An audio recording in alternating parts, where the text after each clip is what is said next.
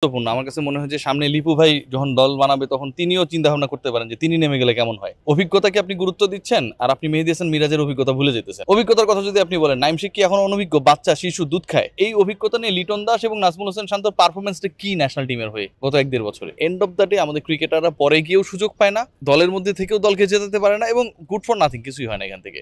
হবে এটার কোনো গ্যারান্টি নাই, হবে না এটারও কোনো গ্যারান্টি নেই। এটার গ্যারান্টি থাক আর না থাক, আমরা আমাদের ক্রিকেটারদেরকে এই অনিশ্চয়তায় ফেলবো কেন? জিম্বাবুয়ের বিপক্ষে প্রথম টেস্ট খেলার জন্য নাহিদ রানাকে পিএসএল এ প্রথম থেকে এনওসি দেওয়া হয়নি।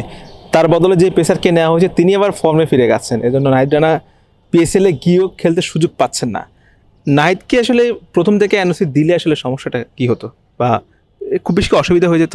খুব বেশি অসুবিধা হতো না। প্রথমত আমরা তো প্রথম টেস্ট জিতিনি, ঠিক আছে? তার মানে নাহিদ রানাকে আমরা যেই টার্গেটে বা যেইভাবে ডেসক্রাইব করে নেওয়ার বা রাখার চেষ্টা করেছি, নাহিদ রানা থাকলেই আমরা জিতে যাব, নাহিদ রানা থাকলেই বাংলাদেশ ফল উল্টে দিবে, সেই ঘটনাটা ঘটে নাই।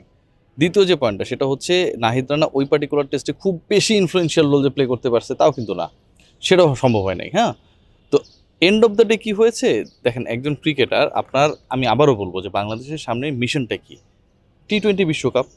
টি-20 বিশ্বকাপের পরিকল্পনা কি আমরা এখন থেকে করব নাকি হচ্ছে আরও 6 মাস পর থেকে করব? আপনি যদি এখন থেকে পরিকল্পনা করতে চান, কম্পিটিটিভ টি-20 লিগসগুলোতে বাংলাদেশের যত বেশি ক্রিকেটার খেলার সুযোগ পাবে এবং আপনি সুযোগ করে দেবেন, সেটাই আপনার অ্যাসেট। আপনি ধরেন টি-20 খেলছেন জিম্বাবুয়ের সাথে, কথার কথা আমি বলছি, আপনি আয়ারল্যান্ডের সাথে খেলছেন, এই টাইপের দলের সাথে টি-20 খেলেন আর টেস্ট করেন, এরা তো আসলে আপনার উন্নতির প্যারামিটার হইতে পারে না। আপনি যখন পিএসএলে খেলবেন বা আপনি আইপিএলের সুযোগ পেলে যখন সেখানটায় খেলবেন, তখন কিন্তু আপনি ওই কম্পিটিটিভনেসটা বুঝতে পারবেন, টাফনেসটা বুঝতে পারবেন, গেম সেন্স বুঝতে পারবেন, কোন সিচুয়েশনে আসলে আপনি ইফেক্টিভ রোল প্লে করতে পারেন সেটা বুঝতে পারবেন। আপনি খেয়াল করে দেখবেন যে রিঙ্কু সিং একজন ক্রিকেটার, তিনি ব্যাটিং করতে নামে কোন পজিশনে? ধরেন 7 বা 8 নম্বরে ব্যাট করতে নামে, তার জন্য অবশিষ্ট থাকে ম্যাক্সিমাম ধরেন 2 থেকে 3 ওভার। সেই সময়টার মধ্যে কিন্তু তাকে 200 স্ট্রাইক রেটে ব্যাট করতে হয়। বাংলাদেশের একজন বোলার ধরেন এরকম একটা সিচুয়েশনে যদি বোলার হয়, পার্টিকুলারলি লাস্ট ওভারে, তার আগের ওভারে অথবা স্লক্স ওভারগুলোতে সে কীভাবে ভালো ব্যাটারদের এগেনস্টে বল করবে, সেই শিক্ষাটা তো সে এইখানটাই থেকে পাবে না। গতকালকে যারা চেন্নাই আর কেকেআরের খেলা দেখেছে, লাস্ট ওভারে পাতি রানা দিলেন 6 রান, 6টা সিঙ্গলস, এর বেশি রান তিনি দেন নাই। তো এই যে 6টা সিঙ্গলস কেকেআরের ব্যাটাররা নিতে পারলো না এর বেশি পাতি রানার বল থেকে, এই পাতি রানা কীভাবে এই পর্যায়ে গেল? কারণ সে আইপিএলে ওই স্লগ ওভারগুলোতে বল করে। আইপিএল আমাদের কপালে নাই, আপনি পিএসএলে সেই সুযোগটা করে দেন রানাদের। তো আমরা যখন এটা করে দিই না, এন্ড অফ দ্য ডে আমাদের ক্রিকেটাররা পরে গিয়েও সুযোগ পায় না, আগে দলের মধ্যে থেকেও দলকে জেতাতে পারে না এবং গুড ফর নাথিং কিছুই হয় না এখান থেকে। ভারত পাকিস্তানের এই মুহূর্তে আসলে যেই পরিস্থিতি, যে অবস্থা, বাংলাদেশের দুজন ক্রিকেটার পাকিস্তানে আছেন, আসলে তাদেরকে কি ফিরিয়ে আনা উচিত কিনা এই মুহূর্তে? আসলে আমি মনে করি উচিত। কেন বলি? পিএসএল খেলা নিয়ে আমার কোনো বাধা নেই, বাট ওই পার্টিকুলার টুর্নামেন্টটা কি আপনি একদমই নিরাপত্তার চাদরে ঢাকা বা 100% নিরাপদ সেটা আপনি বলতে পারবেন? বাংলাদেশে কেউ বলতে পারবে যে পিএসএলে কথার কথা যে দলগুলো অংশগ্রহণ করছে তাদের কোনো টিম বাসে, তাদের টিম হোটেলে, তাদের যাতায়াতের পথে, তাদের ট্রাভেলিং যে এয়ারক্রাফটগুলো রয়েছে সেগুলোতে, অথবা প্লেয়িং ফিল্ডে কোনো ধরনের হবে না, এই গ্যারান্টি কেউ দিতে পারে? মুজাফফরাবাদে যে হয়েছিল, ওই 1 ঘন্টা আগেও কি কেউ জানতো যে সেখানে হইতে পারে? এরকম কোনো কিছু ঘটে যেতে পারে, চান্স আছে। এখন আপনি বলতে পারেন যে প্রিভিয়াসলি আপনি কথা বলেননি, কারণ প্রিভিয়াসলি তো লাগে নেই ভাই। যখন একটা দেশ, দুইটা পারমাণবিক শক্তিধর দেশ একদম মুখোমুখি অবস্থায় রয়েছে, তো হচ্ছে এক দেশ আরেক দেশের বিমান ভূপাতিত করছে, মসজিদে পর্যন্ত হচ্ছে, সেরকম একটা সিচুয়েশনে আপনার এই ক্রিকেটারদেরকে ওখানে রাখাটা কতটুকু নিরাপদ? আপনি ক্রিকেটারে খেলার থেকে নিরাপত্তার ইন্স্যুরেন্স আগে দিবেন। নাম্বার 2 যেটা, এই ক্রিকেটাররা কিন্তু হচ্ছে কোনো মানে ইন্ডিভিজুয়াল ক্যারেক্টার না, তারা বাংলাদেশ ক্রিকেট বোর্ডে চুক্তিবদ্ধ cricketer, central contracted cricketer. So এখানে অভিভাবকের জায়গা তো কেউ রয়েছে। আপনি যদি সেখানটায় যাইতেন, আপনার বাবা আপনাকে বলতো, বাবা ফিরে আয়, তোমার রিপোর্টিং করা লাগবে না, খুবই কমন সেন্স। সো এরকম একটা সিচুয়েশনে আমি মনে করি যে এটার কোনো গ্যারান্টি নাই, হবে না এটারও কোনো গ্যারান্টি নেই। ভাই এটার গ্যারান্টি থাক আর না থাক, আমরা আমাদের ক্রিকেটারদেরকে এই অনিশ্চয়তায় ফেলবো কেন?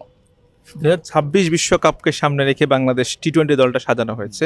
সেখানে আসলে আলোচনা ছিল যে তাওহিদ হৃদয় ক্যাপ্টেন হোক কিংবা ভাইস ক্যাপ্টেন হোক, তিনি আলোচনায় ছিলেন, বাট সেই আলোচনা থেকে তিনি আসলে একদম ছিটকে গেছেন, শেখ মেহেদীকে ভাইস ক্যাপ্টেন বানানো হলো। অনেকেই বলছেন যে আসলে ডিপিএল এর বিতর্কিত যে কাণ্ড ঘটেছে তাওহিদ হৃদয়ের সঙ্গে, বা তিনি যেটা করেছেন, সে কারণে তাকে আসলে এই পরিকল্পনা থেকে বাদ দেওয়া হচ্ছে। আপনি কি মনে করেন? আমি এটা আসলে নট দ্যাট ক্লিয়ার যে আসলে ডিপিএল এ যে ঘটনা ঘটেছে সেটার জন্য হৃদয় ভাইস ক্যাপ্টেন্সি পেলেন কি পেলেন না, বাট শেখ মাহাদিকে ভাইস ক্যাপ্টেন্সি দেওয়াটা আমার কাছে খুব মানে স্ট্রেঞ্জ একটা ডিসিশন মনে হয়েছে। সবচেয়ে বড় ব্যাপার কি যে শেখ মেহেদী ভাইস ক্যাপ্টেন আপনি ন্যাশনাল টিমে তাকে দেন যে অন্তত আপনার বিভিন্ন ডোমেস্টিকে ক্যাপ্টেন্সি করে অভ্যস্ত, এরকম একজনকে আপনি ক্যাপ্টেন ভাইস ক্যাপ্টেন বানাতে পারেন। এখন শেখ মাহাদির তো আমি ক্যাপ্টেন্স ট্র্যাক রেকর্ডটা আমার আসলে এখন আপনি জানেন কি আমি জানি না, আমার সামনে নাই। সো একজন মানুষকে আপনি ওই লিডারশিপের চেয়ারে বসাচ্ছেন যে ইনপুট দিবে ডিউরিং দ্য ম্যাচ, ক্যাপ্টেনকে ইনপুট দিবে, ক্যাপ্টেন না থাকলে সেই ক্যাপ্টেন্সি করবে, এটাই তো কমন সেন্স, তাই না? কিন্তু সে হচ্ছে ডোমেস্টিকের রেগুলার ক্যাপ্টেন না, তার কোনো ট্র্যাক রেকর্ড আমরা খুঁজে পাচ্ছি না। সেরকম একজনকে এসে আপনি ভাইস ক্যাপ্টেন কিসের বেসিসে দিলেন? ধরেন আপনি লিটন কুমার দাস, আপনি বলছেন যে লিটন কুমার দাস ভালো ব্যাট করবে, ও বল করবে না, কিসের বেসিসে দিবেন? কারণ সে ব্যাটিং করে রান করেছে এই কারণেই তো, সেঞ্চুরি করেছে এই কারণেই তো, প্রচুর রান করে দলকে জিতিয়েছে এই কারণেই তো। একজন বোলারকে, মুস্তাফিজকে আপনি বলবেন না না না ওপেনিং বোলার, ওপেনিং ব্যাটার না, কেন? কারণ ও হচ্ছে বোলিং করে সেই কৃতিত্ব দেখিয়েছে। সো একজন ক্যাপ্টেন্সি করে ভাইস ক্যাপ্টেন্সি করে কোনো কৃতিত্ব দেখায়নি, তার আপনি বসাই দিয়েছেন ন্যাশনাল টিমের ভাইস ক্যাপ্টেন। এর থেকে হাস্যকর কোনো কিছু হইতে পারে? বাংলাদেশ ক্রিকেট বোর্ডে এগুলো হয় রেগুলার। আমরা যদি শেষ দলটা একটু দেখি যে বিপিএল এ যারা পারফর্ম করছে তারা কিন্তু অনেকেই বিবেচিত হননি। সে তার মধ্যে একটা অন্যতম নাম মাহিদুল ইসলাম অঙ্কনের কথা বলা যায়। যে মাহিদুল ইসলাম অঙ্কন আসলে সুযোগ পাওয়ার দাবি রাখে, কিন্তু আসলে তাকে টি-20 দলে নেওয়া হয়নি। আর অন্যদিকে নাজমুল হোসেন শান্ত, তার লাস্ট বিপিএল বলি আর আন্তর্জাতিক পরিসংখ্যান বলি তিনি কিন্তু আসলে খুব একটা ছন্দে নেই, তাকে অভিজ্ঞতার বিবেচনায় নেওয়া হয়েছে। তাহলে আসলে বিপিএলটা আসলে কি জন্য আয়োজন করে? সেখানকার পারফরমারদের যদি ন্যাশনাল টিমের সুযোগ না দেওয়া হয়। মানে অভিজ্ঞতা তো অনেক গুরুত্বপূর্ণ। আমার কাছে মনে হয় যে সামনে লিপু ভাই যখন দল বানাবে তখন তিনিও চিন্তা ভাবনা করতে পারেন যে তিনি নেমে গেলে কেমন হয়। তার থেকে তো আর অভিজ্ঞ কেউ নাই এই মুহূর্তে আসলে দল সিলেকশনের সাথে যারা। অভিজ্ঞতাকে আপনি গুরুত্ব দিচ্ছেন আর আপনি মেহেদী হাসান মিরাজের অভিজ্ঞতা ভুলে যেতেছেন। গত বিপিএল এ তিনি হচ্ছে বেস্ট ক্রিকেটার, টুর্নামেন্টের সেরা। অভিজ্ঞতার কথা যদি আপনি বলেন, নাইম শেখ কি এখন অনভিজ্ঞ? বাচ্চা শিশু, দুধ খায়, সর্বোচ্চ রান গেটার। মাহিদুল ইসলাম অঙ্কন ফিনিশিংয়ে বিশাল রোল প্লে করেছে, মিডল ওভার্সগুলো দারুণভাবে কাজে লাগিয়েছে, তাকে আপনি চিন্তা করছেন না। সো এই যে অভিজ্ঞতার একটা তকমা, বাংলাদেশ ক্রিকেটে অনেক ধরনের আলোচনা চলে। একটা হচ্ছে যে আমরা হচ্ছে 7 নম্বর উইকেটে খেলেছি, ঠিক আছে, এগুলো কেউ কিন্তু বোঝে না, বায়বীয় কথাবার্তা, এই কারণে আজকে খেলাটা এরকম হয়েছে। আরেকটা হচ্ছে লেফটি রাইটি কম্বিনেশন, আরেকটা তৃতীয় যেটা সেটা হচ্ছে অভিজ্ঞতা। আপনার দরকার পারফর্মার। আপনার যদি অভিজ্ঞতা এতই গুরুত্বপূর্ণ, এই অভিজ্ঞতা নিয়ে লিটন দাস এবং নাজমুল হোসেন শান্তর পারফরমেন্সটা কি ন্যাশনাল টিমের হয়ে গত 1-1.5 বছরে? একজন ক্রিকেটার গত 19টা-20টা ইনিংসে হচ্ছে কোনো 50 করতে পারে না, আপনি বলছেন তাকে অভিজ্ঞতার বিবেচনা আমাকে রাখা দরকার। তাহলে তো রোহিত শর্মা হচ্ছে রিটায়ার করতো না। এখন রোহিত শর্মা যখন টেস্ট ক্রিকেট থেকে রিটায়ার করেছে, বিরাট কোহলি, রোহিত শর্মা একই সাথে ইন্টারন্যাশনাল টি-20 থেকে রিটায়ার করেছে, যারা তাদেরকে রিপ্লেস করবে তারা কি তাদের থেকে অভিজ্ঞ? ইন্ডিয়ান টিমের মতো একটা দলে এদের থেকে অভিজ্ঞ ক্রিকেটারের দরকার হয় না, তাদের দরকার হয় হচ্ছে শুভমান গিলদের। আর বাংলাদেশে আসলে যারা এমার্জিং, যারা রান করে আপনার টুর্নামেন্টে, তারা হচ্ছে কোনো জায়গায় খাওয়া পায় না। হায়েস্ট রান গেটারে খাওয়া নেই, টুর্নামেন্ট সেরার খাওয়া নাই, 170-এর কাছাকাছি স্ট্রাইক রেটে ব্যাট করছে, তার কোনো খাওয়া নাই, অভিজ্ঞতার খাওয়া আছে।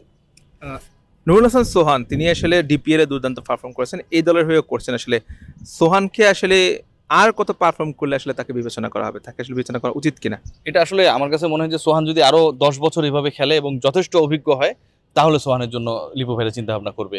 ওয়ানডেতে সোহান এখন পর্যন্ত ওয়ানডে যতগুলো খেলেছে তার এভারেজ হচ্ছে 82।